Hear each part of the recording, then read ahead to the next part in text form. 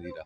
তো আজকে আমাদের যেটা মেন যেটা আমাদের দাবি ছিল, যেটা আমরা জেলা শাসকের কাছে দাবি করেছিলাম, যে আমাদের যে লরিগুলো পাথরে চলে, হঠাৎ করে পাথরের রেট 100 সেফটিতে রেট ছিল 800 টাকা, 800, এবং 100 সেফটিতে সেটা বর্ধিত হয়ে 990 টাকা হয়েছে, 990। তো আমরা চেয়েছিলাম যে পুরনো রেটটাই যেন বহাল রাখা হয়। সেই কারণে কিন্তু তিনি একটা কমিটি, ডিএম স্যার একটা কমিটি বানিয়ে, সেই কমিটির মধ্যে একদম বিস্তান্ত আলোচনা হয়েছে, একদম টোটাল সব কিছু আলোচনা হয়, এবং আলোচনা হয়ে এই মর্মে এখন অবধি কোনো কংক্রিট সিদ্ধান্তে আসা হয়নি।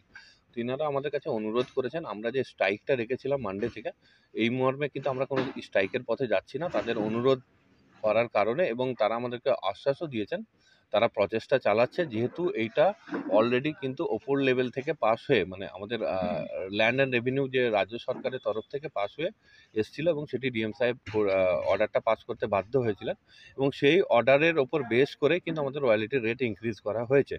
এবং রয়্যালিটি রেট যেটা ইনক্রিজ হয়েছে সেটা আমরা বহাল রাখার জন্য যে আবেদন জানিয়েছি, সেই নিয়ে এখনও কিন্তু আলোচনা চলছে, এবং তার জন্য একটা কমিটিও তৈরি হয়েছে। আগামী দিনে হয়তো আবার উইদিন 1 উইকের আগেই আমাদেরকে হয়তো, মানে সামনের সোমবারের পর হয়তো মঙ্গল বুধবার, আমি জানি না, ওনারা বললেন এখন ডেট ওনারা জানাননি, কিন্তু আমাদের ডাকতে পারেন, এবং সেই ডাকে আমরা যাব। এবং আমরা সকলের কাছে অনুরোধ, আমরা যে স্ট্রাইক ঘোষণা করেছিলাম সোমবার থেকে, সেই স্ট্রাইকটা কিন্তু আপাতত আমরা করছি না।